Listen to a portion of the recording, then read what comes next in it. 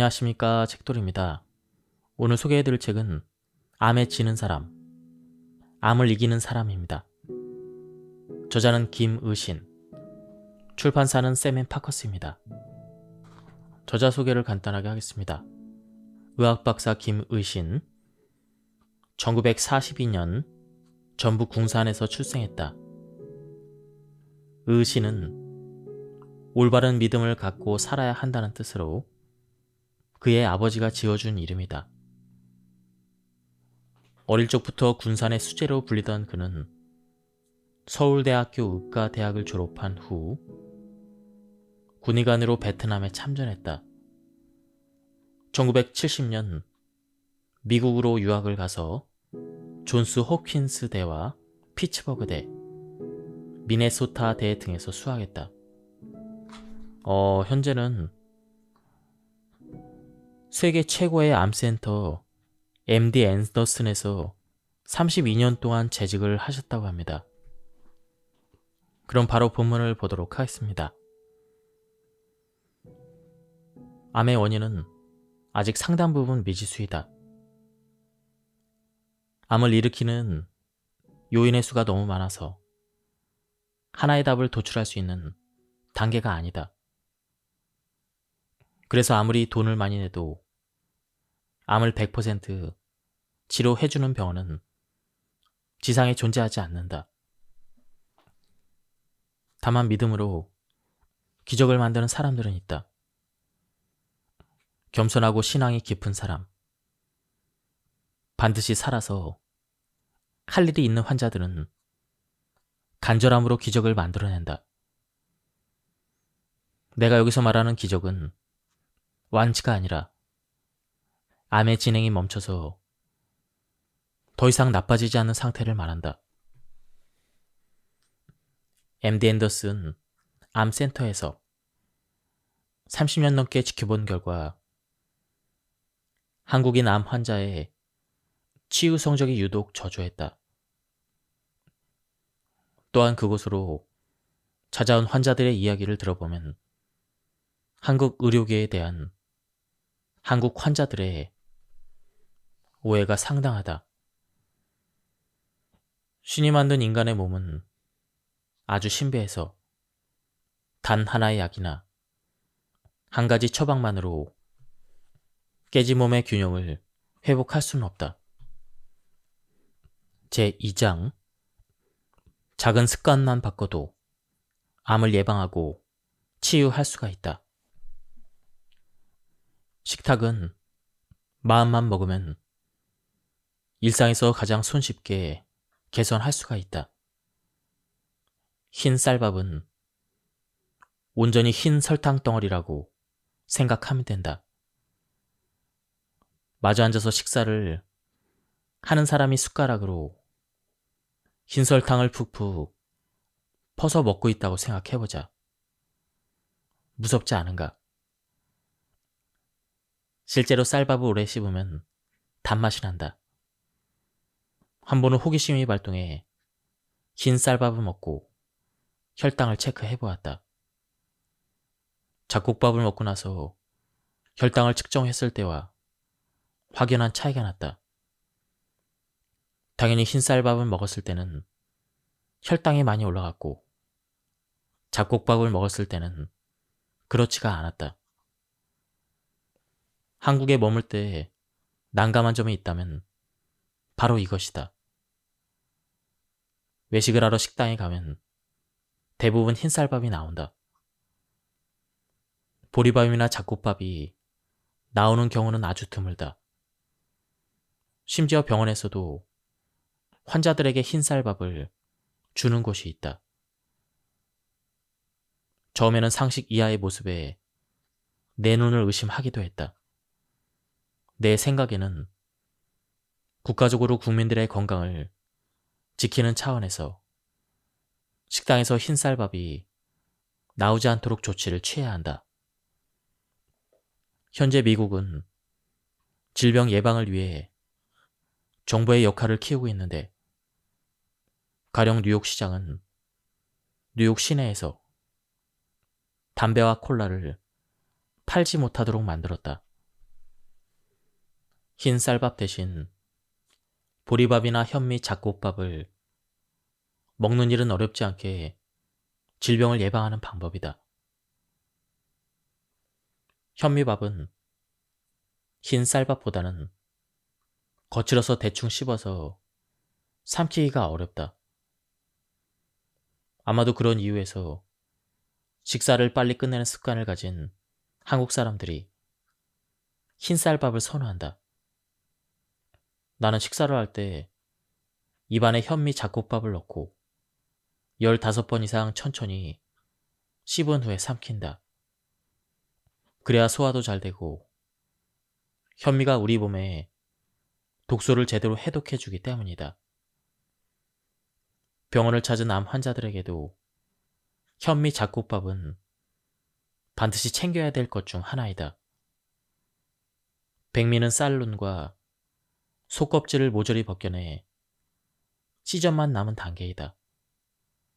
반면 현미는 벽시에서 왕교만 벗겨낸 단계로 그야말로 일정한 환경만 주어지면 싹이 터서 자랄 수 있는 살아있는 씨앗이다. 살아있는 씨앗 속에 얼마나 많은 영양분들이 들어있겠는가. 현미의 씨눈에 들어있는 피틴산 성분은 암세포가 성장하면서 뿜어내는 독성을 줄여주는 역할을 하고 있다. 이 고마운 씨눈을 고작 거칠다는 이유로 거부를 하다니 반찬을 투정하는 어린아이가 따로 없다. 콩 역시 마찬가지다. 여성들이 유방암에 걸리는 가장 큰 원인은 에스트로겐이라는 여성 호르몬이 활성산소를 증가시키는 데 있다. 에스트로겐과 특정한 수용체가 결합하면 암세포야 잘 자라 이렇게 사인을 보내는 시스템이 있다. 이때 콩 속에 있는 이소플라본이라는 성분이 그 세포 수용체와 먼저 결합해버리면 에스트로겐이 결합하지 못하므로 암의 성장과 발생이 억제된다. 이제는 상식적인 이야기가 되어서 누구나 알고 있겠지만 건강을 망치는 3가지 백색 가루가 있다. 백미와 백설탕, 그리고 밀가루이다. 모두 흰색 탄수화물로 과도하게 가공한 탓에 우리 몸에 꼭 필요한 섬유질, 항산화물질, 피토케미컬이 남아있지 않다. 한마디로 영양적 가치가 전혀 없다는 것이다. 백미 대신에 현미와 콩, 완두, 옥수수, 보리, 귀리, 통밀 등으로 탄수화물을 섭취하면 암을 이기는데 필요한 고영양식이 된다. 내가 만난 환자 중에 Y라는 환자가 있다. 대장암과 갑상선암, 작은 경부암 등 가족력이 심란할 정도로 매우 다양했다. 한두 명만 빼고 가족 모두가 암을 한 가지씩 가지고 있었다. Y의 가족은 모두 짜고 매운 음식을 좋아해서 그런 음식을 20년 넘게 먹어왔다. 그러다 보니 저마다 가장 약한 장기에서 이상이 생긴 것이다. 이런 경우 식단만 바꿔도 암의 성장을 지연시킬 수가 있다. 결국 Y의 가족은 생활 습관을 바꾸기로 결심했다. Y와 가족들은 항암 치료를 시작한 후로 그 전까지 입에 달고 살던 인스턴트 식품과 탄산음료, 치킨과 맥주를 끊었다. 대신 현미, 콩, 조, 율무로 밥을 짓고 버섯과 청국장, 신선한 채소 위주로 반찬을 만들어 식탁에 올렸다. 아예 조그만 마당에 텃밭을 만들어서 채소를 직접 길러 먹기도 했다. 암을 치료할 때는 식사를 제대로 하는 일이 매우 중요하다. 현미에 들어있는 감마 오리지놀 성분은 암을 억제하는 면역 세포를 활성화시켜준다. 때문에 암세포의 활동을 억제하는 데 중요한 역할을 한다. 오로지 현미 잡곡밥 덕분에 암이 진행이 중단되었다고 말하면 억지 소리지만 장담할 수 있는 것은 흰 쌀밥을 끊으면 몸이 조금씩 가벼워진다는 것이다. 병든 몸을 근본적으로 치료하려면 무엇보다 식생활을 바꿔야 한다. 세월이 흐르면 우리 몸도 함께 변해간다. 만년 청춘인 줄 알았던 몸도 속절없이 흘러가는 세월 앞에서는 빠져나갈 방도가 없다. 나이를 먹으면 몸속의 모든 기관이 전반적으로 탄력이 떨어진다. 탄력이 저하되면 주름이 잡히고 그곳에 배설물이나 찌꺼기가 끼어 염증이 생긴다. 염증은 암을 일으키는 주된 원인이다. 고영양 저열량식으로 식단을 바꿔 불필요한 탄수화물 섭취를 줄여야 한다. 그렇게 하기 위해서는 반드시 흰 쌀밥은 흰 설탕이라는 사실을 잊지 말아야 한다. 인간은 누구나 스스로를 치유하고 방어하는 능력을 가지고 태어난다. 면역계가 제대로 작동하면 몸에 침투한 바이러스를 차단할 수가 있다. 하지만 이것은 어디까지나 환경과 의식주가 제대로 뒷받침을 해줄 때 가능한 일이다. 동물성 지방을 지나치게 많이 섭취하거나 짜고 맵고 단 음식을 입에 달고 사는 사람은 질병에 쉽게 노출이 된다. 또한 밤낮을 바꿔서 생활하거나 생활 패턴이 불규칙한 사람, 오염된 환경에서 생활하는 사람 역시 나쁜 세균이 몸에 들어왔을 때 제대로 방어하지 못한다. 면역력이 약해졌기 때문이다. 우리 몸의 면역체계는 새로운 바이러스가 침입하면 효율적으로 방어하기 위해 항체라는 물질을 형성한다. 항체가 형성된 다음에는 동일한 바이러스가 침입했을 때 항체가 작동해서 빠른 속도로 바이러스를 제거한다.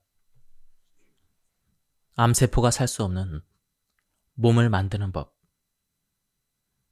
타임지가 선정한 10대 슈퍼푸드는 귀리, 블루베리, 토마토, 녹차, 연어, 마늘, 브로콜리, 견과류, 시금치, 적포도 등이다.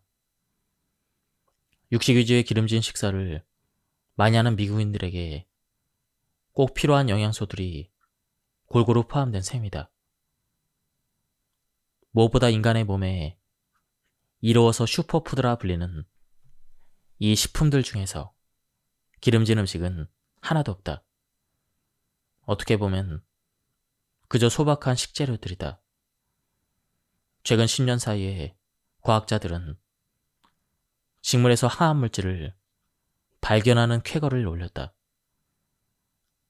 과일과 채소가 각종 미생물과 해충 등으로부터 자신을 방어하기 위해 몸속에 지니고 있는 성분을 피토케미컬이라고 한다. 사람의 몸에 들어가면 항산화 작용과 세포 손상을 억제하는 작용을 한다. 한마디로 꾸준히 섭취하면 항암 물질이 악성 종양에 달라붙어 암세포의 성장을 차단하고 암세포가 스스로 죽게 만드는 것이다. 또한 암이 다른 곳으로 전이될 확률을 낮춰준다. 암 치료에 관련해서 각각의 슈퍼푸드가 어떠한 효능을 가졌는지에 대해서 간단히 알아보겠다. 1. 시금치나 브로콜리 같은 녹색 채소에 들어있는 미량 영양소는 손상된 인간의 DNA를 복구한다. 2. 베리류는 껍질과 씨까지 섭취하면 그 속에 들어있는 안토시아닌 성분이 항산화 작용을 하고 발암물질을 억제하며 몸속의 독소를 해독하는 작용을 한다. 3. 수박과 토마토는 전립선암과 폐암을 억제하는 효과가 있다. 특히 토마토를 가열해서 식물성 기름과 함께 먹으면 리코펜 성분이 10배나 더 잘 흡수된다. 4. 마늘이 가진 알리신 성분은 강력한 살균 효과는 물론 위암 예방에 탁월하다. 사과 속에 들어있는 플라보노이드는 유방암을 방지하고 감귤은 폐암을 예방하는 데 좋다. 이처럼 각종 채소와 과일에는 암을 예방하는 좋은 성분들이 많은데 특히 씨앗류와 견과류를 함께 섭취하면 지방산이 공급되어 우리 몸이 피토케미컬을 잘 흡수할 수 있게 도와준다. 씨앗과 견과류는 심장병 환자의 부정맥을 예방하고 노화로 인한 근육량 감소를 예방할 수가 있다. 7. 버섯이 가진 피토케미칼 성분에는 소염 효과가 있어서 자가면역 질환과 관절염에 도움을 준다. 버섯에는 렉틴이라는 단백질 성분이 있는데 렉틴은 암세포가 될 위험이 있는 비정상세포와 결합하여 몸의 방어기제를 활성화시킨다. 오로지 세포 결합만으로 독소나 정상세포에 악영향을 주지 않고 암세포의 확산을 방어하는 것이다. 그래서 버섯과 녹색 채소를 함께 그리고 자주 섭취하면 유방암의 위험이 60에서 70% 낮아진다. 뿐만 아니라 암세포의 혈관 생성을 억제해서 종양의 생성을 막아주기도 한다.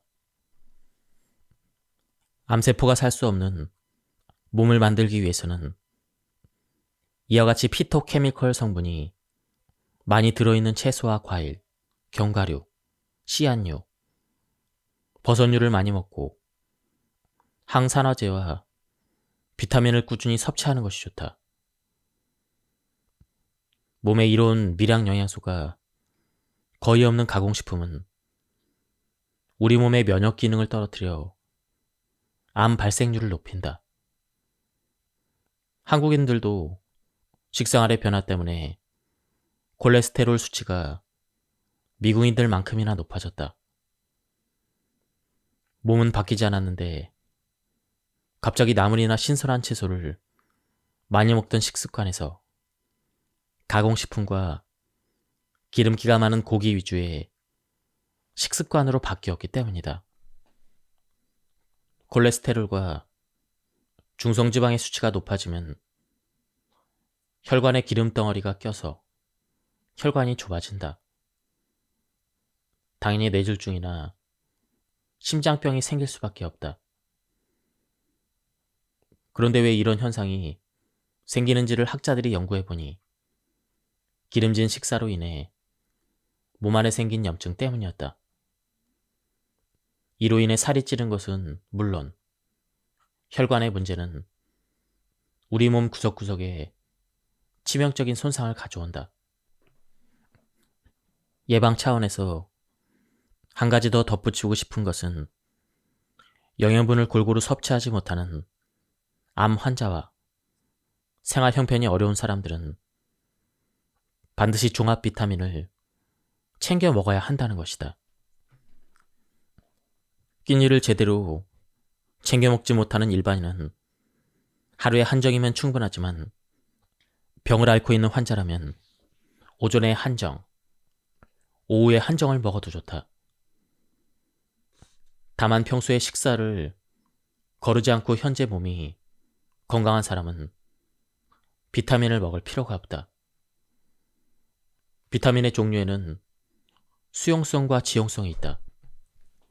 비타민 C의 경우 몸에서 필요한 양이 사용되고 나면 나머지는 몸 밖으로 빠져나가지만 비타민 A와 비타민 D는 몸 밖으로 배출되지 않는다. 그리고 이것이 축적되면 병을 일으킬 수도 있다. 시중에서 판매되고 있는 비타민 제제의 용량은 우리 몸이 필요로 하는 비타민의 양보다 적게는 100배, 많게는 1000배까지 많이 있다. 끼니를 꼬박꼬박 잘 챙겨 먹는 건강한 사람이라면 비타민을 과하게 섭취해서 좋을 게 없다는 게 상식이다. 여자들의 경우 폐경기가 되면 뼈가 약해진다. 재생세포의 기능이 떨어져서 그렇다. 뼈세포가 재생되려면 칼슘과 비타민 D가 필요하다. 칼슘은 우유나 멸치를 통해서 얻을 수가 있는데 비타민 D는 햇볕을 쬐야 흡수가 된다. 비타민 알약만 먹으면 거기 들어있는 모든 성분이 저절로 몸에 흡수되고 쓰인다고 여기서는 안 된다. 적절한 운동을 병행해야만 몸이 비타민을 제대로 흡수하고 사용할 수가 있다. 식사를 하고 난 뒤에는 동네 근처를 산책하거나 매일 꾸준히 걷기 운동을 하면 좋다. 좋은 성분을 먹었다면 그것을 잘 흡수하고 사용을 해야 먹은 보람도 있으니 말이다. 특히 암 환자의 경우 약을 먹고 집안에만 가만히 있으면 아무 소용이 없다. 몸을 안 움직이면 뼈가 약해져서 잘 걷지 못하고 그러면 더욱 기운이 없어져서 몸을 못 움직이게 된다. 악순환이 반복되는 것이다. 힘들어도 천천히 걷는 연습을 하고 가능하면 공원에라도 나가서 햇볕을 쬐고 신선한 공기를 마시는 것이 중요하다. 만성염증을 예방하고 염증의 수치를 낮추려면 쾌적한 환경에서 생활하는 것이 중요하다. 담배는 당연히 끊어야 하고 미세먼지가 많은 대로변을 장시간 걷는 것도 좋지 않다. 집안에서는 화분을 키우는 것이 좋다. 흡연 얘기가 나와서 한마디 덧붙이자면 흡연과 음주 같은 해로운 활동으로 선진국의 10개국에서 발생하는 암 관련 치료 비용이 한 해에만 무려 38조에 이른다는 결과가 있다. 생활 습관만 고쳐도 그러한 막대한 돈을 아낄 수가 있다. 건강한 생활 습관의 중요성을 다시 한번 강조하고 싶다. 평소에 몸을 따뜻하게 하고 오메가3와 콩기름, 옥수수기름, 참기름, 등푸른 생선 등을 섭취하는 것이 좋다. 또한 항산화 효과가 있는 양파와 베리류를 꾸준히 먹는 것이 좋다. 만성염증을 줄이고 싶다면 하루에 40분 정도 유산소 운동을 하는 게 좋다. 꾸준한 유산소 운동은 비만해진 지방세포의 크기를 줄여주기 때문이다. 수영이나 조깅, 자전거 타기를 하면서 이마에 땀이 조금 배어나올 정도로 운동하는 것이 좋다. 여기에 추가로 아령을 이용해서 20분 정도 근육 운동을 하면 세포의 괴사를 막을 수가 있다. 마지막으로 염증을 줄이는 비타민들을 몸에 흡수시키기 위해서는 햇빛을 자주 보고 꾸준히 산책을 하면 효과가 좋다. 나는 요즘 새벽 기도를 마치고 집에서 아침 식사를 한 뒤에 1시간가량 아내와 함께 수영을 하거나 가벼운 걷기 운동을 하고 있다. 40년 가까이 가족들의 뒷바라지를 하느라 부쩍 몸이 약해진 아내의 근육을 단련시키기 위해서이다. 매일 해보니 습관적인 운동만큼 건강에 도움이 되는 것이 없다. 운동은 저녁에 해도 계속된다.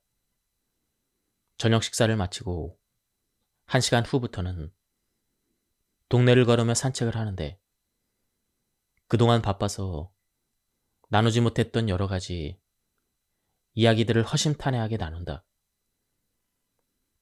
이런 시간이 아내는 행복하다고 하고 나는 감사하다고 한다.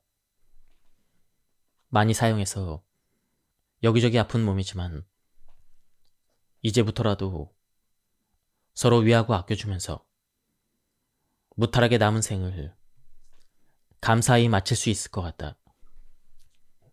건강하게 태어나는 것은 운명이지만 건강하게 사는 것은 자신의 노력에 달렸다는 격언이 있다.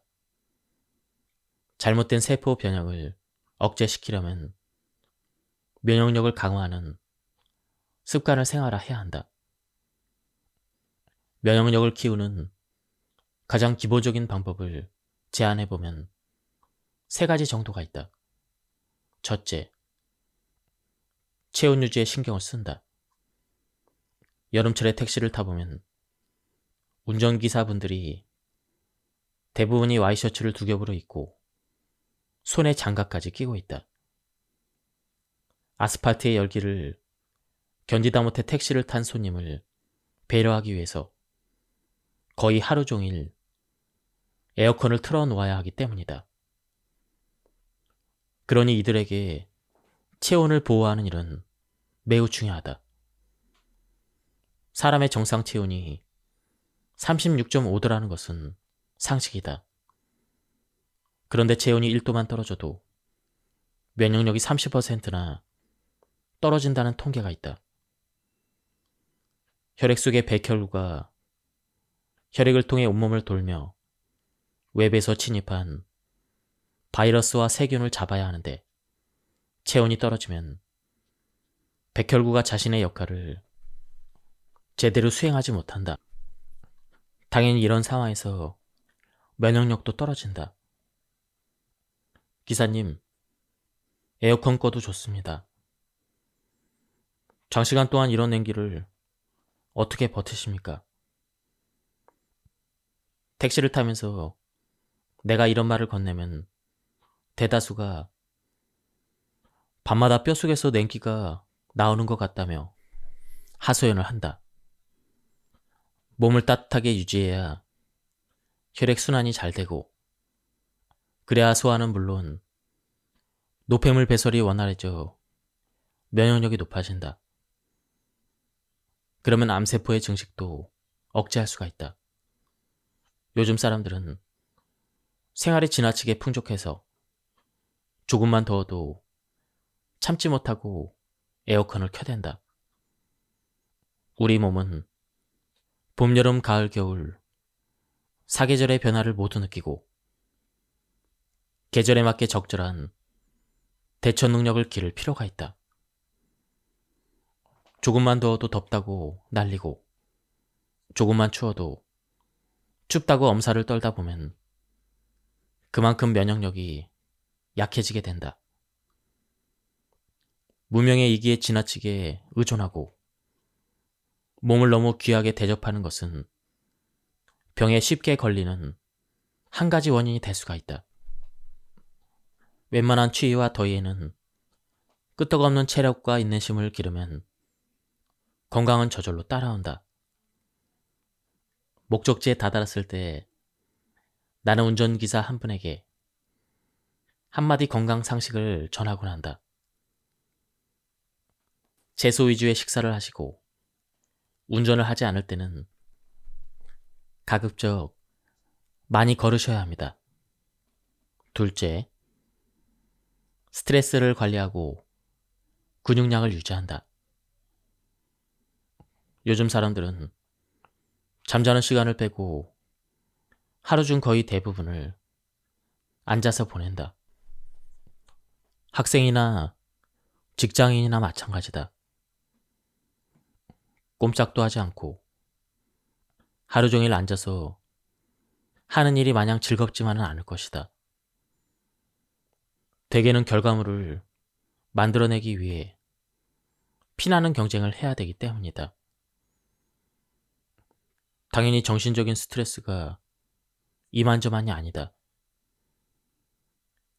이러한 극도의 스트레스와 불규칙한 식사, 턱없이 부족한 운동, 이러한 것들은 수명을 단축시켜주는 최상의 트리오이다. 우리 몸의 자율신경은 교감신경과 부교감신경으로 나뉘는데 스트레스가 심해지고 식사를 불규칙하게 하면 교감신경이 항진된다. 교감신경이 항진되면 몸이 늘 비상사태로 인식하게 된다. 비상사태가 되면 근육은 긴장하고 혈관이 수축되면서 혈압이 오르는 등 우리 몸의 각 기관이 제 기능을 못하게 된다. 백혈구도 영향을 받는다. 이때 발생하는 산화물질이 몸의 건강한 조직을 교란시킨다. 또한 혈액까지 산화시켜 혈액을 끈적거리게 만들고 혈액순환이 느려지면 결국 면역력까지도 떨어질 수밖에 없다.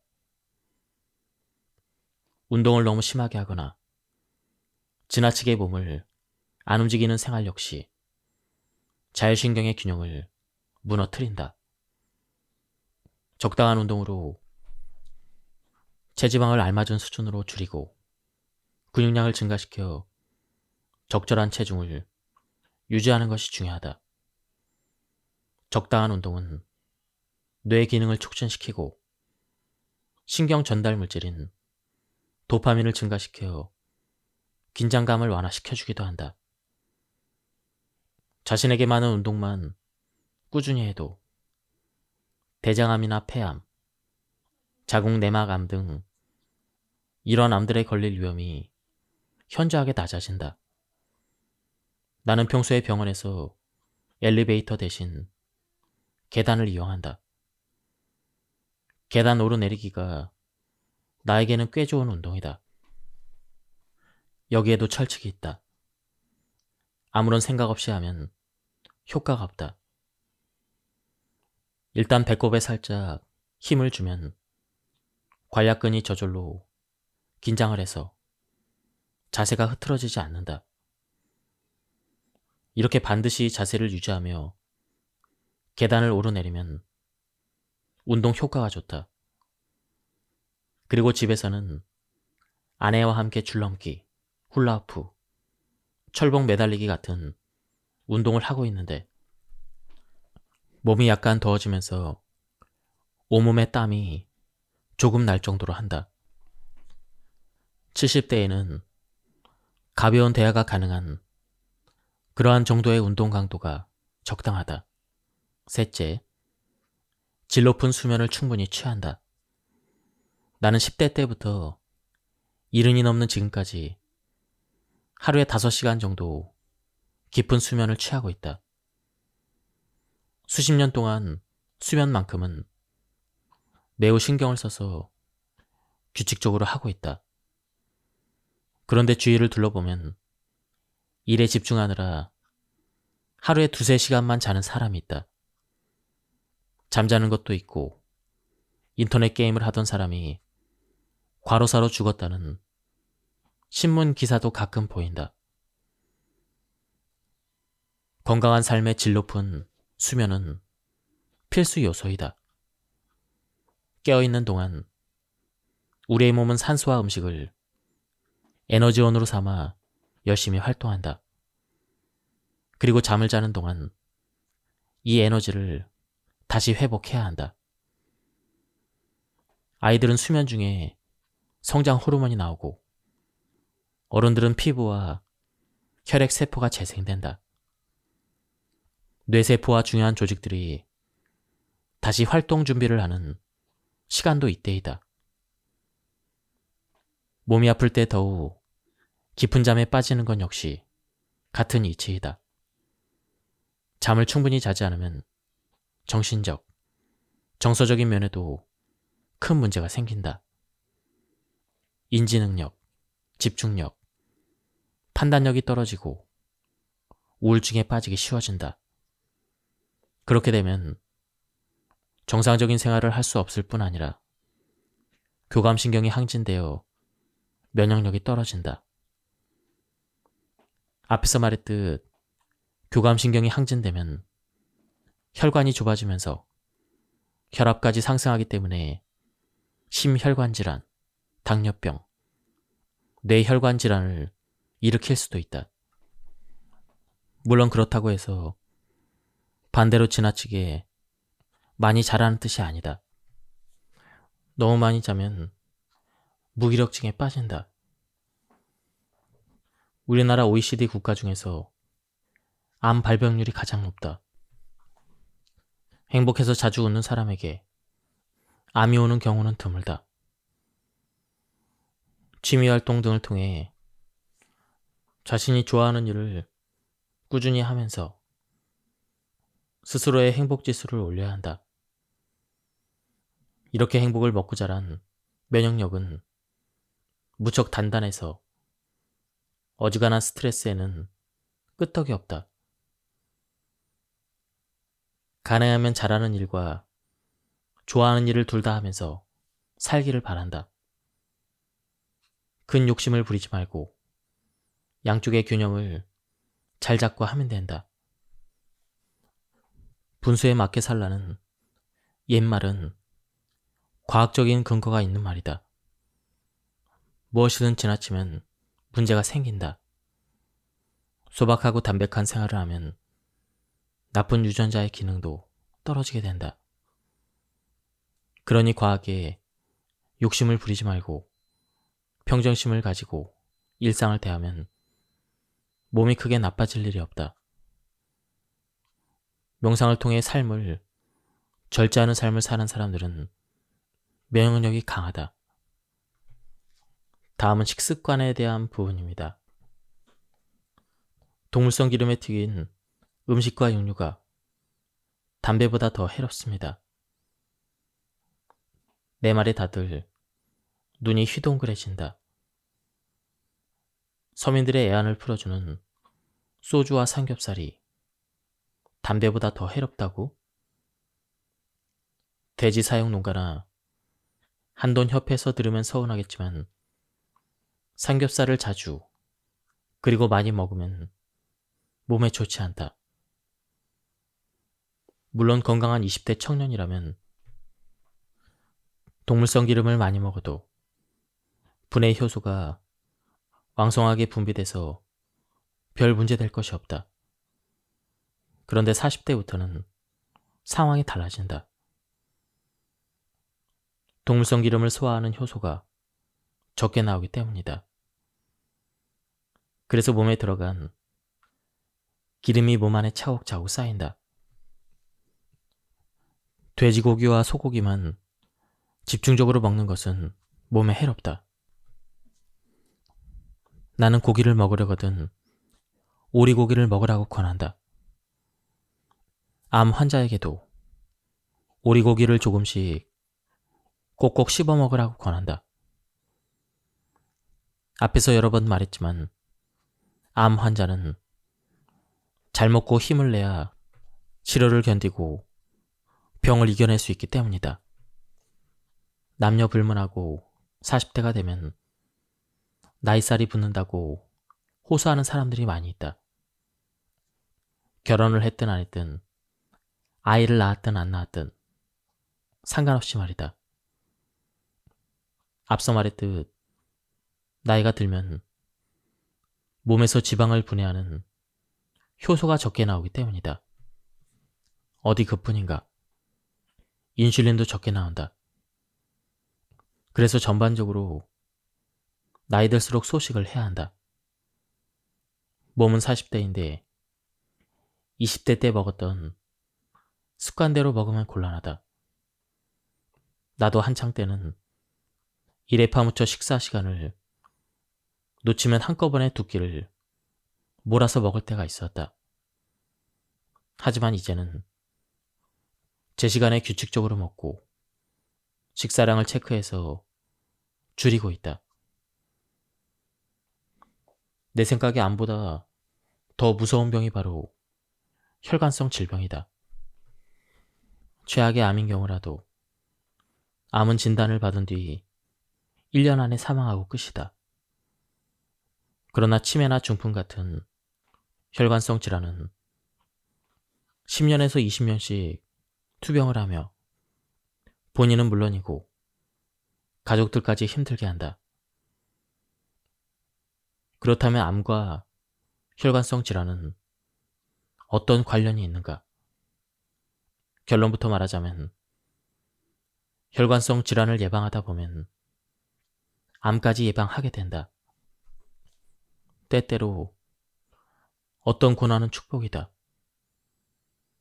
젊어서 누리지 못한 축복이라면 조금 나이 든 후에 찾아와도 잘 버텨내서 축복으로 만들면 된다. 암을 겪으면서 부쩍 무심했던 자신의 몸에 관심을 갖고 균형 잡힌 삶을 꾸려나가는 사람이 많이 있다. 왜 살만하니까 이제 와서 병이 왔냐고 원망하는 마음이 든다면 이제껏 제대로 살지 않았다는 증거라고 여기고 그걸 깨우치러 병이 왔다고 생각하길 바란다. 단 한 번의 높은 산을 넘겠다고 욕심부리지 않고 쉬엄쉬엄 눈앞의 역경을 헤쳐가는 사람들이 있다. 한 걸음 한 걸음이 더딜지언정 결코 멈추지 않는다. 이런 사람들은 어렵게 지나온 고통과 시련의 시간들을 쉽게 잊지 않는다. 어려서 홍역을 앓는 사람들은 면역력이 생겨 다시는 홍역을 앓지 않는다. 암 역시 마찬가지다. 지난 시간 동안 자신을 혹사했던 음식과 잘못된 생활 습관에 대한 뼈아픈 후회는 쉽게 사라지지 않는다. 이 아픈 기억을 잊지 않고 오히려 그것을 바탕으로 남은 생을 더욱 보람있고 건강하게 살려고 노력하게 된다. 그리고 우리의 행복은 건강한 육체가 있을 때 가질 수 있다는 것을 저절로 알게 된다. 거짓말 같은 기적을 만들어낸 아름다운 사람들, 30년 넘게 암 환자들을 만나면서 과학적으로는 도무지 설명이 안 되는 일들도 많이 경험했다. MD 앤더슨의 의사들은 이런 경우를 기적이라고 부른다. 암이 완전히 없어진 것도 아니고 몸속에 남아있는데 더 이상 진행되지 않고 멈춰버린 불가사의한 상황을 말한다. 평소에 각별하게 여기던 S라는 후배 의사가 있었다. 어렸을 때부터 축농증을 앓았던 터라 이비인후과 의사가 되는 것이 자신의 꿈이라고 했다. 그러던 어느 날 코를 푸니 농에서 피가 섞여 나왔다. 그동안 툭하면 고피를 펑펑 쏟았는데 자신의 전공 분야라서 그럴 수도 있다고 생각하고 대수롭지 않게 여겼던 모양이다. 부랴부랴 큰 병원에 가서 검사를 해보니 코를 둘러싼 얼굴뼈에서 암세포가 발견되었다. 그리고 S는 MD 앤더슨에서 얼굴뼈의 상당 부분을 드러내는 수술을 받았다. 수술과 방사선 치료는 물론 좋다는 약을 다 써봤지만 S의 병세는 호전될 기미를 보이지 않았다. S는 절망했지만 자신 앞에 놓인 결과를 담담히 받아들이고 편안하게 죽음을 맞겠다고 했다. 선배님, 하나님이 저 같은 사람을 죽게 내버려두면 큰 손해 아닌가요? 저 같은 사람이 하나님의 힘으로 살아나야 전도가 되지 않겠어요? S는 여유롭게 농담을 던질 정도로 자신을 내려놓은 상태였다. 태평양이 보이는 캘리포니아 해변 옆에 집을 얻은 그는 차근차근 죽음을 준비했다. 당시 그의 담당사는 S에게 남은 시간이 길어야 3에서 5개월 정도라고 나에게 기뜸을 해주었다. 그런데 5개월이 지나고 1년과 2년이 흘러도 S는 죽지 않았다. 그렇게 시간이 흘러 19년이 흘렀다. 나는 요즘 S로부터 더 자주 안부 전화를 받고 있다. S는 해마다 그의 몸속에 있는 암세포의 사진을 찍어서 관찰을 했는데 죽음을 준비한 그 순간부터 암세포가 더 이상 자라거나 전이되지 않고 그대로 멈춰 있었다는 것이다. 이런 것을 두고 기적이라고 말하는 것일까? 나도 의사이지만 과학적으로는 도저히 설명할 방법이 없다. 요즘 S는 방마다 조그만 스피커를 설치해놓고 성가곡을 듣는다고 했다. 그러면 마음이 평온해진다는 것이다. 바쁘다는 핑계로 나가지 않던 교회도 꾸준히 나가고 있다. 비록 얼굴에 장애가 남았지만 봉사활동도 열심히다. 다시 시작하는 삶이니 감사하지 않을 수가 없기 때문이라고 했다. 내가 직접 본 환자들은 암세포가 사라졌기보다는 진행이 정지된 경우가 많았다. 우리는 아직도 암에 대해서 모르는 것이 너무나 많다. 그 말은 곧 아무도 모르는 일에 대해서 근심하고 걱정할 필요가 없다는 뜻이기도 하다. 걱정을 해봐야 별 소용이 없다. 기적은 누구에게 올지 모른다. 암의 진행이 멈춘 사람들의 이야기를 들어보면 공통적으로 죽음을 앞두었을 때 마음을 완전히 비웠고 그 후로는 모든 통증이 사라졌다고 했다. 이미 세상을 떠났어야 할 사람들이 계속 나를 만나러 오는 경우가 종종 있다. 그런 경우도 과학적으로 설명할 수 없다. 다만 이들의 공통점은 끝없는 인간의 욕망을 접었다는 것. 그야말로 모든 것을 다 내려놓았다는 것이다. 놓아버리는 순간 새 삶이 주어졌다. 이렇게 목숨이 경각에 처하지 않는 이상 악착같이 더 살겠다는 욕심보다는 앞으로 주어진 시간을 조금이라도 더 충만하게 살아보겠다는 작은 희망이 더 중요하다. 꽃밭에 정성스럽게 물을 주듯 그 희망을 조금씩 키워나갈 때 암세포들은 힘을 잃는다. 맹목적으로 기적이 일어나기만을 바라는 것은 어리석은 짓이다. 하지만 이 세상에 기적은 결코 없다라고 단언하는 것도 어리석은 것이다. 지금까지 이 책에 대한 리뷰를 모두 마쳤습니다. 이 책은 가독성이 굉장히 좋았습니다. 그리고 굉장히 감동적인 이야기도 많이 있었는데요. 시간 관계상 모두 소개해드리지 못했습니다. 한번 책을 구해서 읽어보실 것을 추천드립니다. 여기서 리뷰를 마치도록 하겠습니다. 감사합니다. 안녕하십니까, 책돌입니다. 오늘 소개해드릴 책은 암에 지는 사람, 암을 이기는 사람입니다.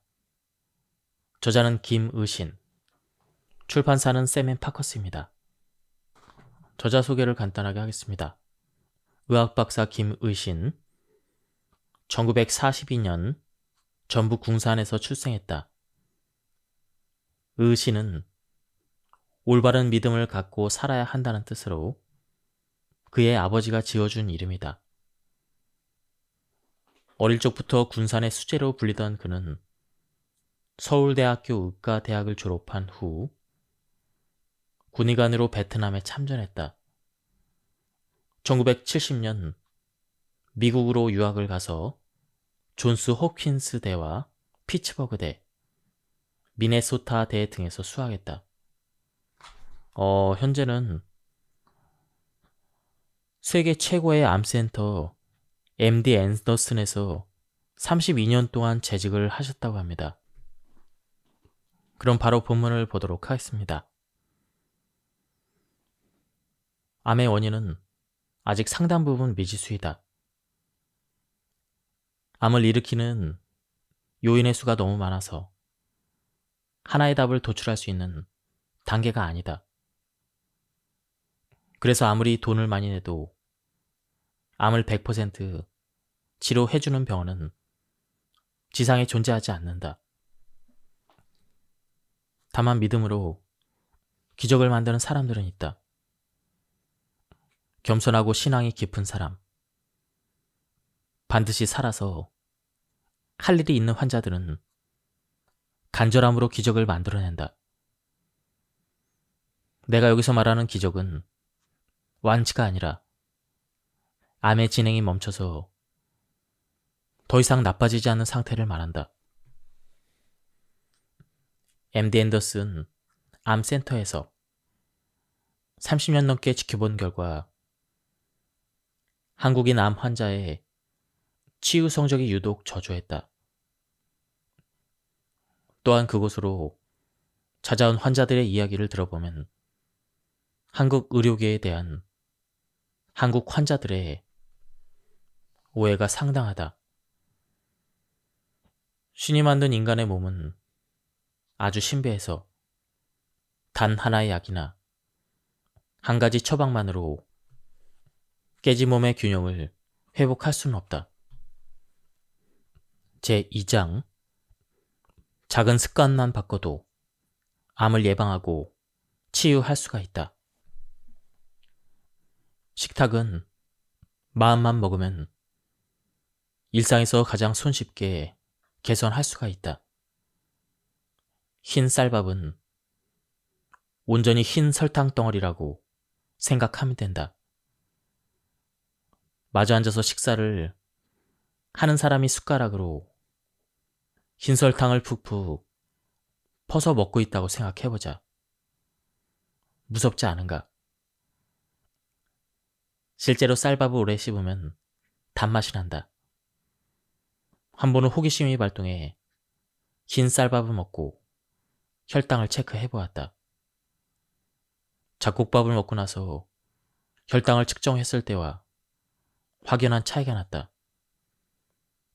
당연히 흰 쌀밥을 먹었을 때는 혈당이 많이 올라갔고 잡곡밥을 먹었을 때는 그렇지가 않았다. 한국에 머물 때 난감한 점이 있다면 바로 이것이다. 외식을 하러 식당에 가면 대부분 흰쌀밥이 나온다. 보리밥이나 잡곡밥이 나오는 경우는 아주 드물다. 심지어 병원에서도 환자들에게 흰쌀밥을 주는 곳이 있다. 처음에는 상식 이하의 모습에 내 눈을 의심하기도 했다. 내 생각에는 국가적으로 국민들의 건강을 지키는 차원에서 식당에서 흰쌀밥이 나오지 않도록 조치를 취해야 한다. 현재 미국은 질병 예방을 위해 정부의 역할을 키우고 있는데, 가령 뉴욕 시장은 뉴욕 시내에서 담배와 콜라를 팔지 못하도록 만들었다. 흰 쌀밥 대신 보리밥이나 현미 잡곡밥을 먹는 일은 어렵지 않게 질병을 예방하는 방법이다. 현미밥은 흰 쌀밥보다는 거칠어서 대충 씹어서 삼키기가 어렵다. 아마도 그런 이유에서 식사를 빨리 끝내는 습관을 가진 한국 사람들이 흰 쌀밥을 선호한다. 나는 식사를 할 때 입안에 현미 잡곡밥을 넣고 15번 이상 천천히 씹은 후에 삼킨다. 그래야 소화도 잘 되고 현미가 우리 몸에 독소를 제대로 해독해주기 때문이다. 병원을 찾은 암 환자들에게도 현미 잡곡밥은 반드시 챙겨야 될 것 중 하나이다. 백미는 쌀눈과 속껍질을 모조리 벗겨내 시전만 남은 단계이다. 반면 현미는 벽시에서 왕규만 벗겨낸 단계로 그야말로 일정한 환경만 주어지면 싹이 터서 자랄 수 있는 살아있는 씨앗이다.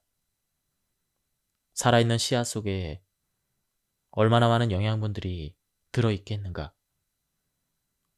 현미의 씨눈에 들어있는 피틴산 성분은 암세포가 성장하면서 뿜어내는 독성을 줄여주는 역할을 하고 있다. 이 고마운 씨눈을 고작 거칠다는 이유로 거부를 하다니 반찬을 투정하는 어린아이가 따로 없다. 콩 역시 마찬가지다. 여성들이 유방암에 걸리는 가장 큰 원인은 에스트로겐이라는 여성 호르몬이 활성산소를 증가시키는 데 있다. 에스트로겐과 특정한 수용체가 결합하면 암세포야 잘 자라, 이렇게 사인을 보내는 시스템이 있다. 이때 콩 속에 있는 이소플라본이라는 성분이 그 세포 수용체와 먼저 결합해버리면 에스트로겐이 결합하지 못하므로 암의 성장과 발생이 억제된다. 이제는 상식적인 이야기가 되어서 누구나 알고 있겠지만 건강을 망치는 3가지 백색 가루가 있다. 백미와 백설탕, 그리고 밀가루이다. 모두 흰색 탄수화물로 과도하게 가공한 탓에 우리 몸에 꼭 필요한 섬유질, 항산화물질, 피토케미컬이 남아있지 않다. 한마디로 영양적 가치가 전혀 없다는 것이다. 백미 대신에 현미와 콩, 완두, 옥수수, 보리, 귀리, 통밀 등으로 탄수화물을 섭취하면 암을 이기는데 필요한 고영양식이 된다. 내가 만난 환자 중에 Y라는 환자가 있다. 대장암과 갑상선암, 작은 경부암 등 가족력이 심란할 정도로 매우 다양했다. 한두 명만 빼고 가족 모두가 암을 한 가지씩 가지고 있었다. Y의 가족은 모두 짜고 매운 음식을 좋아해서 그런 음식을 20년 넘게 먹어왔다. 그러다 보니 저마다 가장 약한 장기에서 이상이 생긴 것이다. 이런 경우 식단만 바꿔도 암의 성장을 지연시킬 수가 있다. 결국 Y의 가족은 생활 습관을 바꾸기로 결심했다. Y와 가족들은 항암 치료를 시작한 후로 그전까지 입에 달고 살던 인스턴트 식품과 탄산음료, 치킨과 맥주를 끊었다. 대신 현미, 콩, 조, 율무로 밥을 짓고 버섯과 청국장, 신선한 채소 위주로 반찬을 만들어 식탁에 올렸다. 아예 조그만 마당에 텃밭을 만들어서 채소를 직접 길러 먹기도 했다. 암을 치료할 때는 식사를 제대로 하는 일이 매우 중요하다. 현미에 들어있는 감마 오리지놀 성분은 암을 억제하는 면역 세포를 활성화시켜준다. 때문에 암세포의 활동을 억제하는 데 중요한 역할을 한다. 오로지 현미 잡곡밥 덕분에 암이 진행이 중단되었다고 말하면 억지 소리지만 장담할 수 있는 것은 흰 쌀밥을 끊으면 몸이 조금씩 가벼워진다는 것이다. 병든 몸을 근본적으로 치료하려면 무엇보다 식생활을 바꿔야 한다. 세월이 흐르면 우리 몸도 함께 변해간다. 만년 청춘인 줄 알았던 몸도 속절없이 흘러가는 세월 앞에서는 빠져나갈 방도가 없다. 나이를 먹으면 몸속의 모든 기관이 전반적으로 탄력이 떨어진다.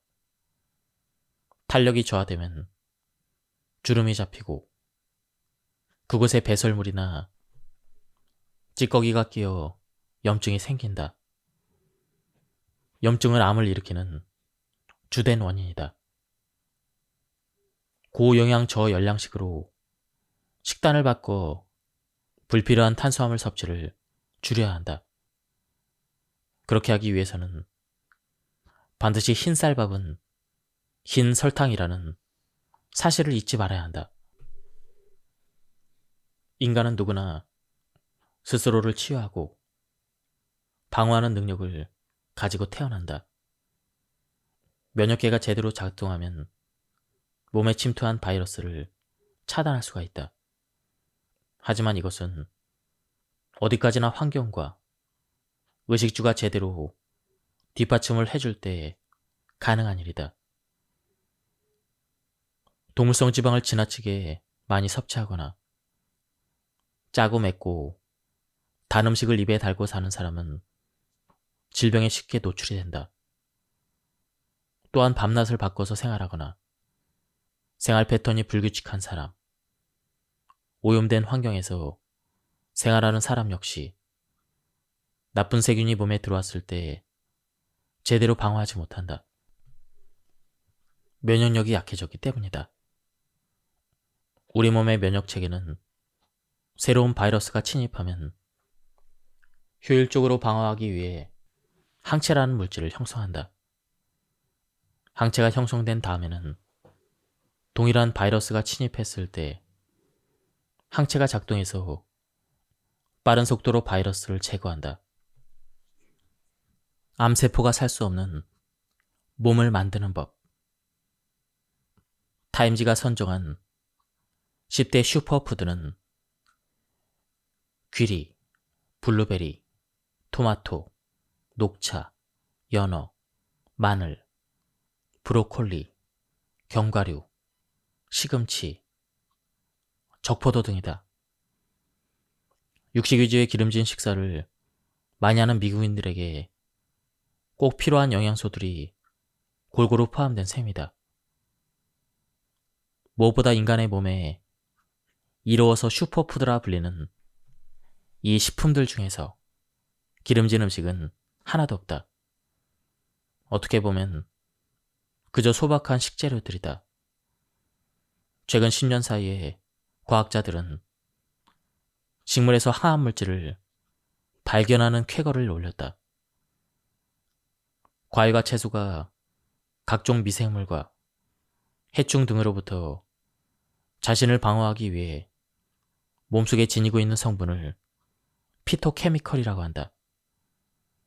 사람의 몸에 들어가면 항산화 작용과 세포 손상을 억제하는 작용을 한다. 한마디로 꾸준히 섭취하면 항암 물질이 악성 종양에 달라붙어 암세포의 성장을 차단하고 암세포가 스스로 죽게 만드는 것이다. 또한 암이 다른 곳으로 전이될 확률을 낮춰준다. 암 치료에 관련해서 각각의 슈퍼푸드가 어떠한 효능을 가졌는지에 대해서 간단히 알아보겠다. 1. 시금치나 브로콜리 같은 녹색 채소에 들어있는 미량 영양소는 손상된 인간의 DNA를 복구한다. 2. 베리류는 껍질과 씨까지 섭취하면 그 속에 들어있는 안토시아닌 성분이 항산화 작용을 하고 발암물질을 억제하며 몸속의 독소를 해독하는 작용을 한다. 3. 수박과 토마토는 전립선 암과 폐암을 억제하는 효과가 있다. 특히 토마토를 가열해서 식물성 기름과 함께 먹으면 리코펜 성분이 10배나 더 잘 흡수된다. 4. 마늘이 가진 알리신 성분은 강력한 살균 효과는 물론 위암 예방에 탁월하다.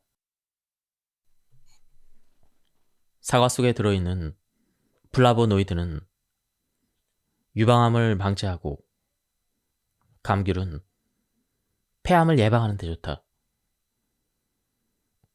이처럼 각종 채소와 과일에는 암을 예방하는 좋은 성분들이 많은데 특히 씨앗류와 견과류를 함께 섭취하면 지방산이 공급되어 우리 몸이 피토케미컬을 잘 흡수할 수 있게 도와준다.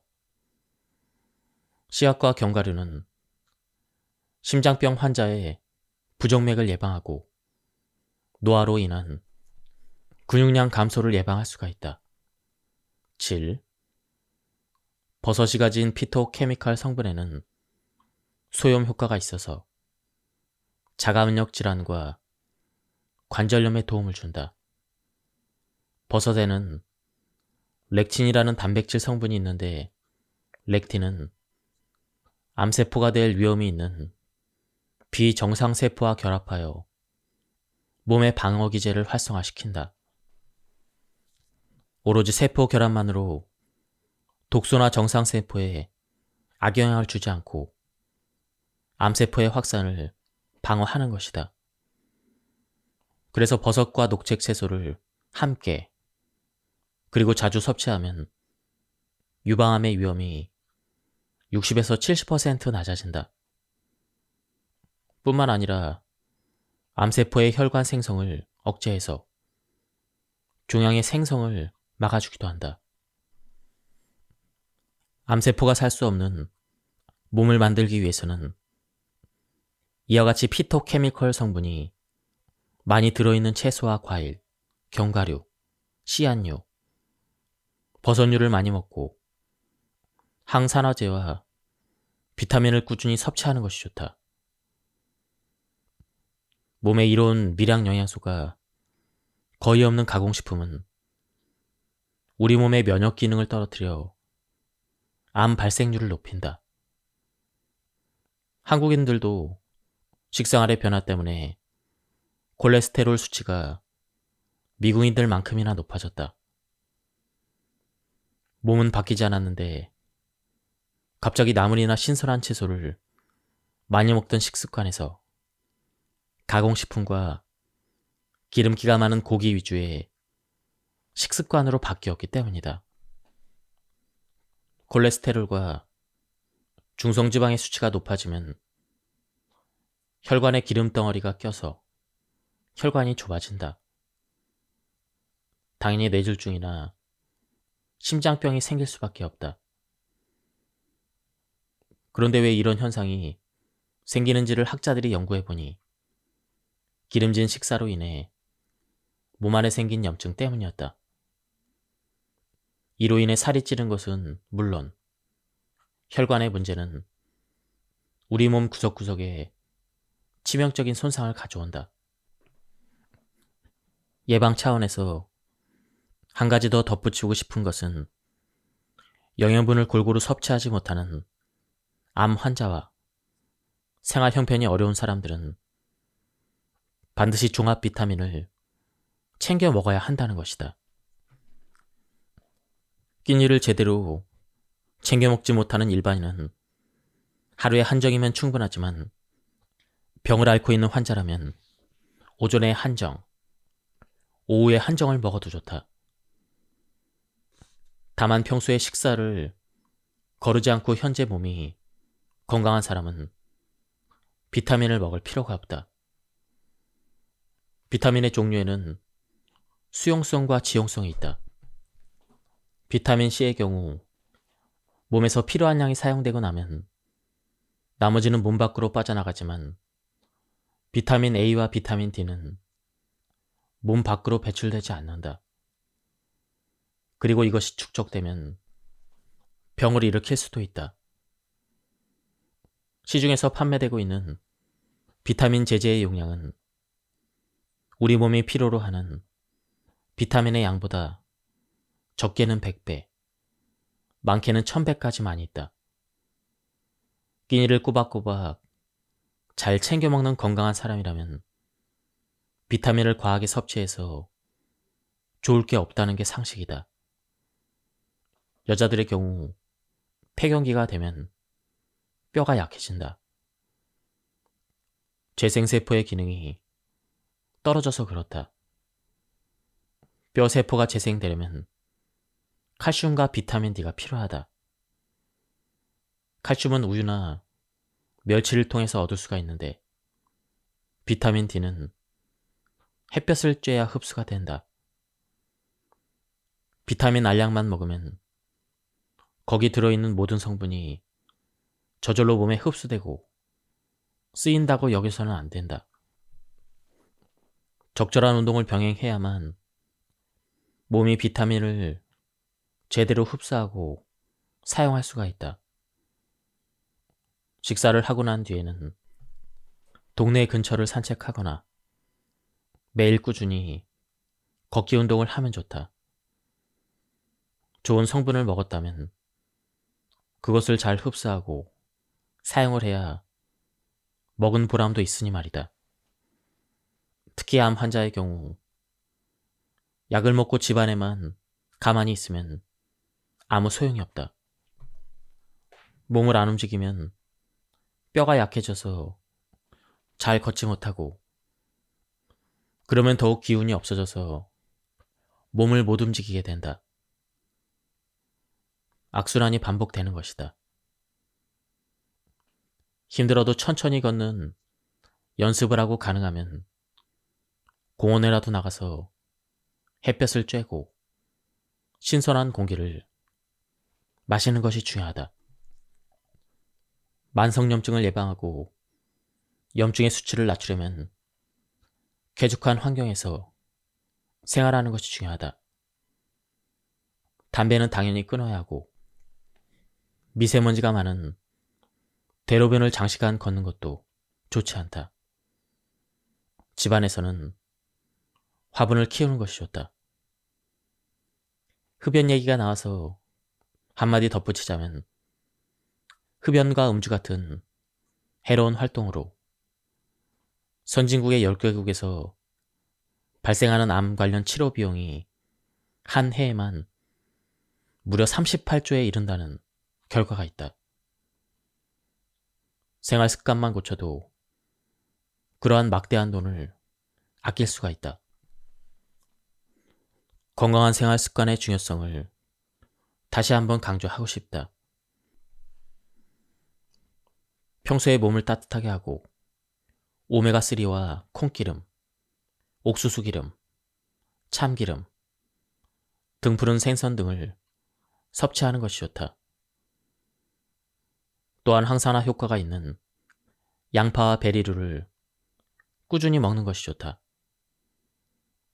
만성염증을 줄이고 싶다면 하루에 40분 정도 유산소 운동을 하는 게 좋다. 꾸준한 유산소 운동은 비만해진 지방세포의 크기를 줄여주기 때문이다. 수영이나 조깅, 자전거 타기를 하면서 이마에 땀이 조금 배어나올 정도로 운동하는 것이 좋다.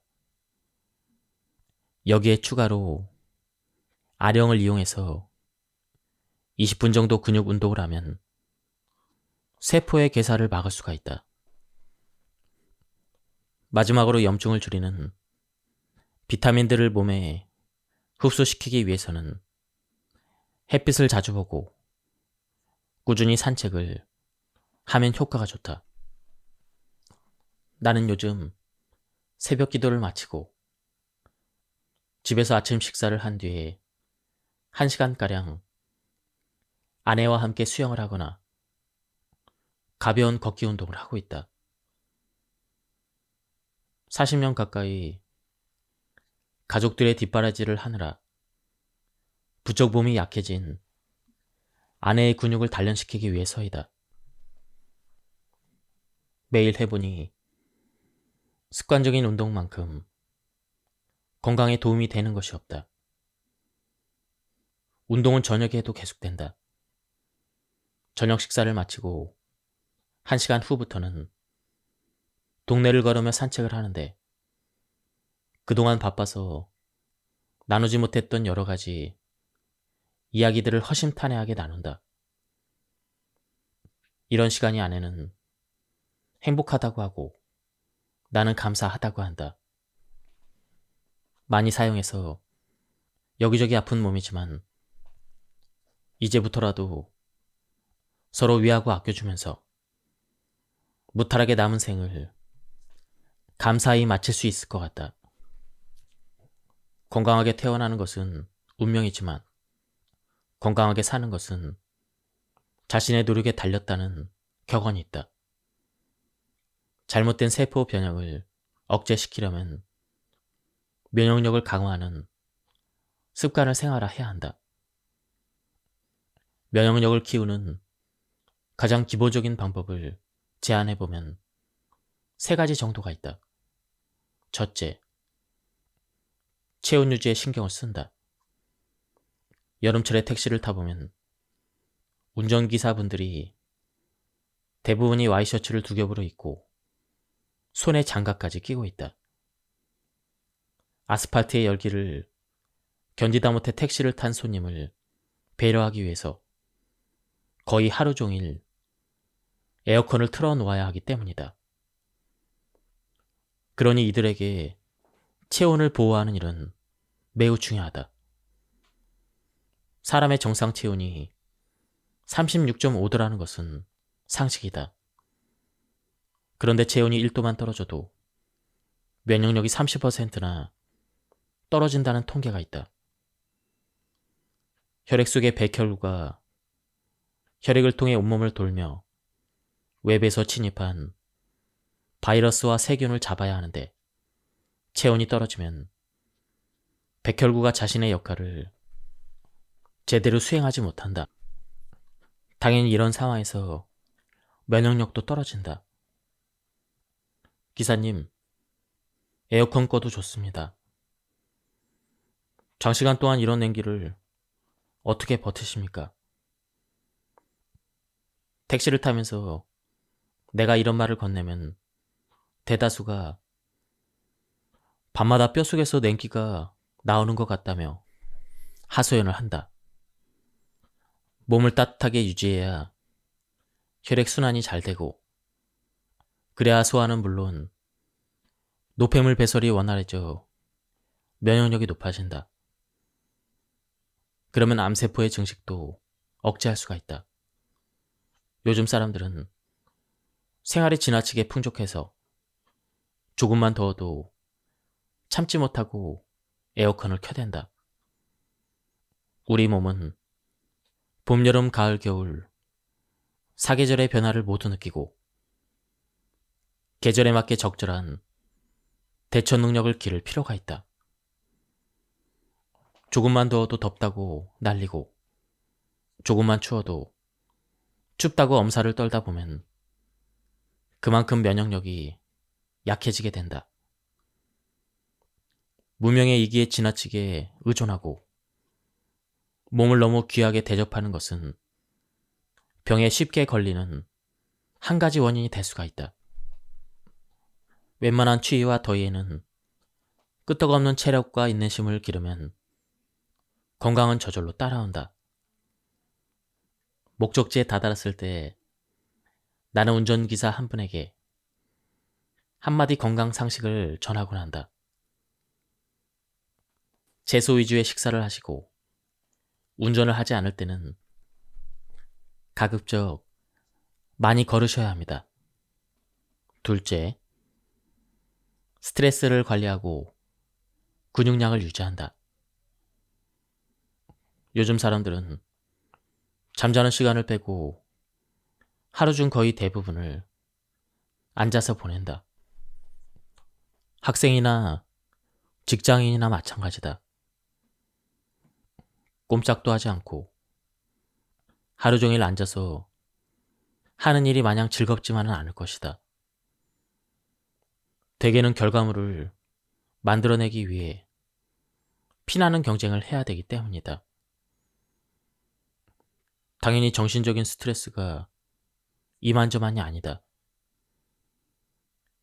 이러한 극도의 스트레스와 불규칙한 식사, 턱없이 부족한 운동, 이러한 것들은 수명을 단축시켜주는 최상의 트리오이다. 우리 몸의 자율신경은 교감신경과 부교감신경으로 나뉘는데 스트레스가 심해지고 식사를 불규칙하게 하면 교감신경이 항진된다. 교감신경이 항진되면 몸이 늘 비상사태로 인식하게 된다. 비상사태가 되면 근육은 긴장하고 혈관이 수축되면서 혈압이 오르는 등 우리 몸의 각 기관이 제 기능을 못하게 된다. 백혈구도 영향을 받는다. 이때 발생하는 산화물질이 몸의 건강한 조직을 교란시킨다. 또한 혈액까지 산화시켜 혈액을 끈적거리게 만들고 혈액순환이 느려지면 결국 면역력까지도 떨어질 수밖에 없다. 운동을 너무 심하게 하거나 지나치게 몸을 안 움직이는 생활 역시 자율신경의 균형을 무너뜨린다. 적당한 운동으로 체지방을 알맞은 수준으로 줄이고 근육량을 증가시켜 적절한 체중을 유지하는 것이 중요하다. 적당한 운동은 뇌 기능을 촉진시키고 신경 전달 물질인 도파민을 증가시켜 긴장감을 완화시켜주기도 한다. 자신에게 맞는 운동만 꾸준히 해도 대장암이나 폐암, 자궁 내막암 등 이런 암들에 걸릴 위험이 현저하게 낮아진다. 나는 평소에 병원에서 엘리베이터 대신 계단을 이용한다. 계단 오르내리기가 나에게는 꽤 좋은 운동이다. 여기에도 철칙이 있다. 아무런 생각 없이 하면 효과가 없다. 일단 배꼽에 살짝 힘을 주면 관략근이 저절로 긴장을 해서 자세가 흐트러지지 않는다. 이렇게 반드시 자세를 유지하며 계단을 오르내리면 운동 효과가 좋다.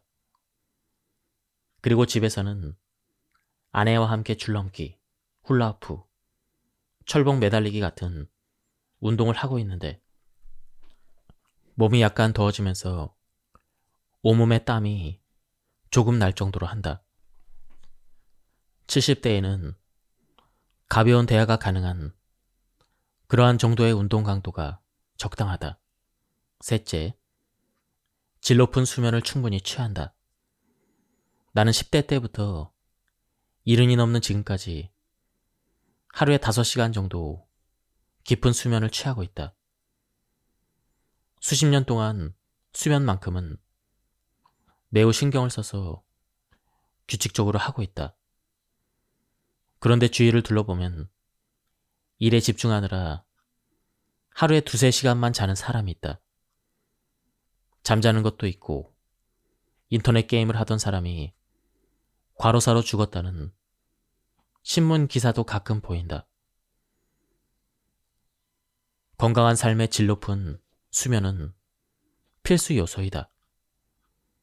깨어있는 동안 우리의 몸은 산소와 음식을 에너지원으로 삼아 열심히 활동한다. 그리고 잠을 자는 동안 이 에너지를 다시 회복해야 한다.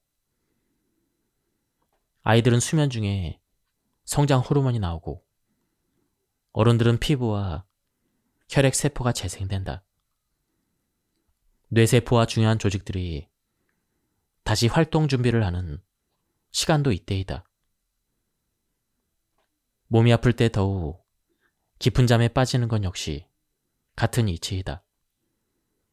잠을 충분히 자지 않으면 정신적, 정서적인 면에도 큰 문제가 생긴다. 인지능력, 집중력, 판단력이 떨어지고 우울증에 빠지기 쉬워진다. 그렇게 되면 정상적인 생활을 할 수 없을 뿐 아니라 교감신경이 항진되어 면역력이 떨어진다. 앞에서 말했듯 교감신경이 항진되면 혈관이 좁아지면서 혈압까지 상승하기 때문에 심혈관 질환, 당뇨병, 뇌혈관 질환을 일으킬 수도 있다. 물론 그렇다고 해서 반대로 지나치게 많이 자라는 뜻이 아니다. 너무 많이 자면 무기력증에 빠진다. 우리나라 OECD 국가 중에서 암 발병률이 가장 높다. 행복해서 자주 웃는 사람에게 암이 오는 경우는 드물다. 취미활동 등을 통해 자신이 좋아하는 일을 꾸준히 하면서 스스로의 행복지수를 올려야 한다. 이렇게 행복을 먹고 자란 면역력은 무척 단단해서 어지간한 스트레스에는 끄떡이 없다. 가능하면 잘하는 일과 좋아하는 일을 둘 다 하면서 살기를 바란다. 큰 욕심을 부리지 말고 양쪽의 균형을 잘 잡고 하면 된다. 분수에 맞게 살라는 옛말은 과학적인 근거가 있는 말이다. 무엇이든 지나치면 문제가 생긴다. 소박하고 담백한 생활을 하면 나쁜 유전자의 기능도 떨어지게 된다. 그러니 과하게 욕심을 부리지 말고 평정심을 가지고 일상을 대하면 몸이 크게 나빠질 일이 없다. 명상을 통해 삶을 절제하는 삶을 사는 사람들은 면역력이 강하다. 다음은 식습관에 대한 부분입니다. 동물성 기름에 튀긴 음식과 육류가 담배보다 더 해롭습니다. 내 말에 다들 눈이 휘둥그레진다. 서민들의 애안을 풀어주는 소주와 삼겹살이 담배보다 더 해롭다고? 돼지 사육 농가나 한돈 협회에서 들으면 서운하겠지만 삼겹살을 자주 그리고 많이 먹으면 몸에 좋지 않다. 물론 건강한 20대 청년이라면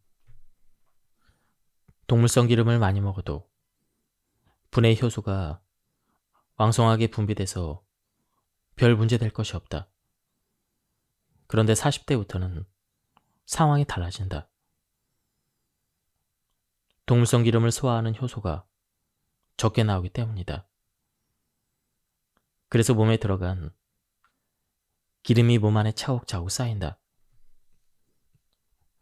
돼지고기와 소고기만 집중적으로 먹는 것은 몸에 해롭다.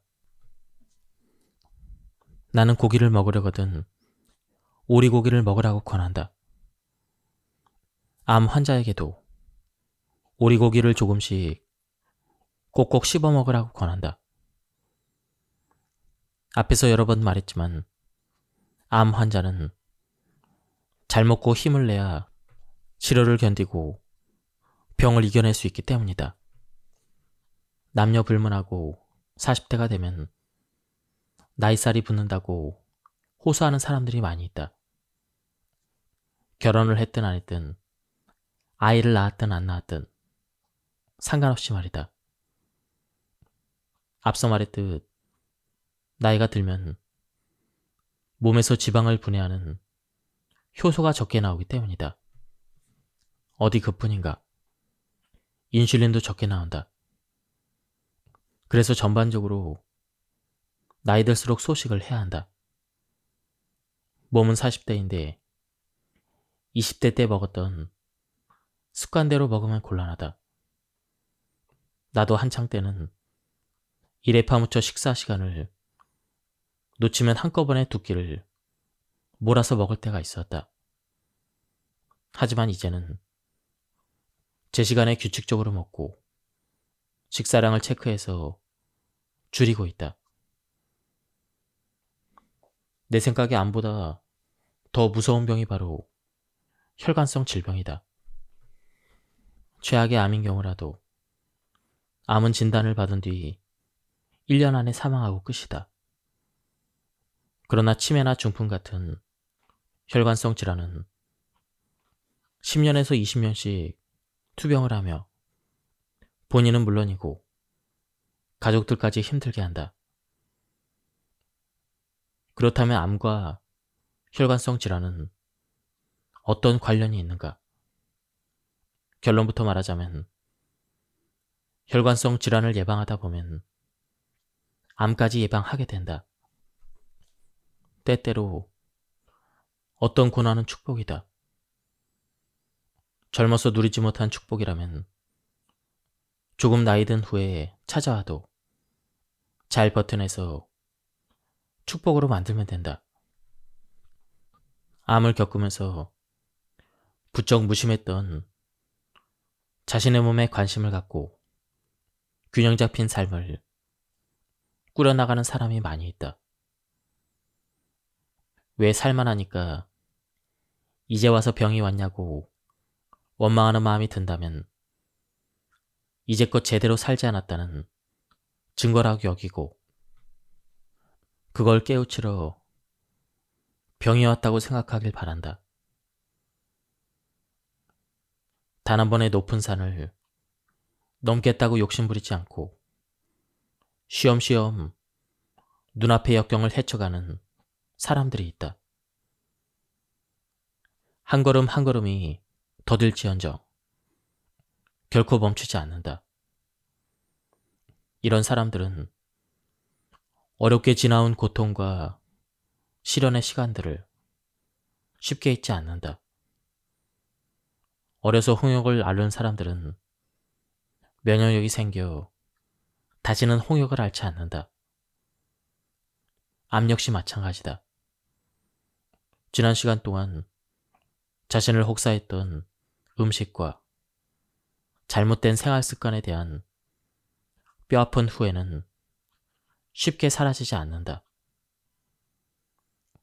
이 아픈 기억을 잊지 않고 오히려 그것을 바탕으로 남은 생을 더욱 보람있고 건강하게 살려고 노력하게 된다.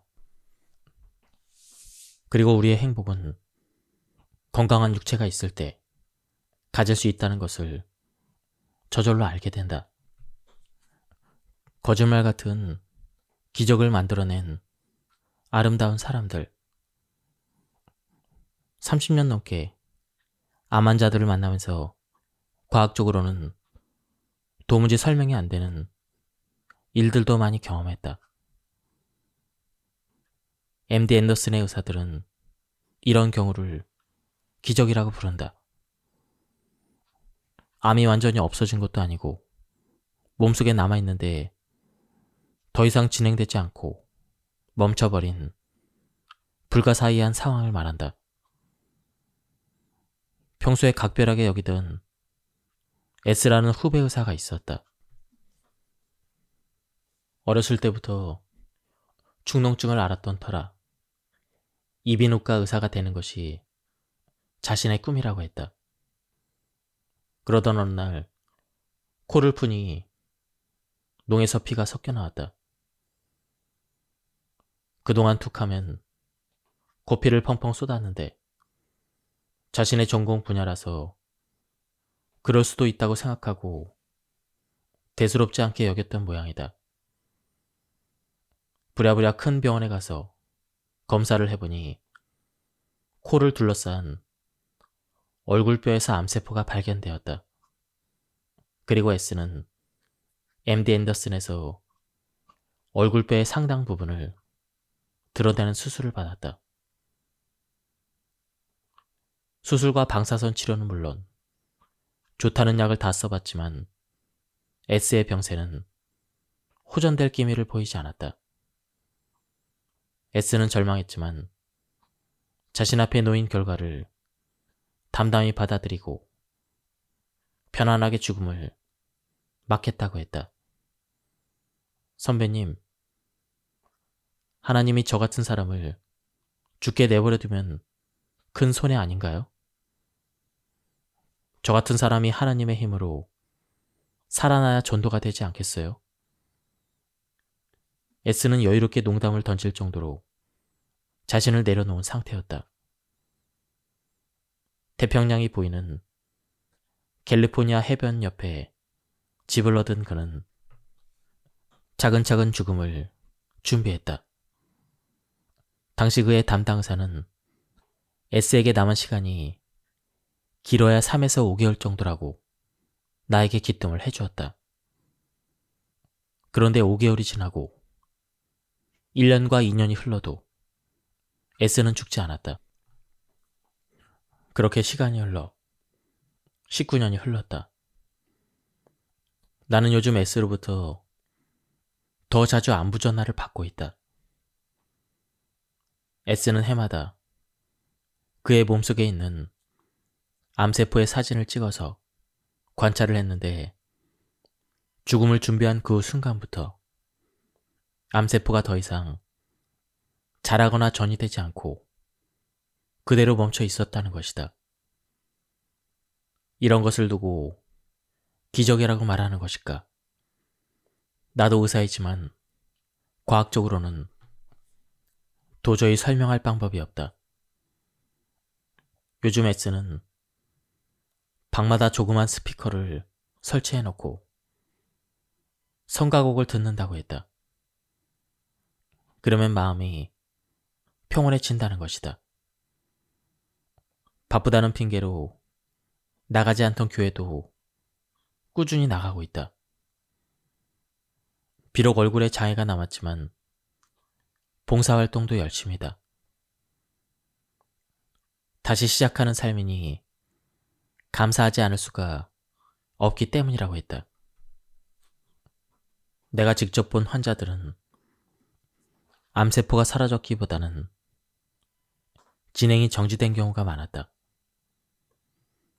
우리는 아직도 암에 대해서 모르는 것이 너무나 많다. 그 말은 곧 아무도 모르는 일에 대해서 근심하고 걱정할 필요가 없다는 뜻이기도 하다.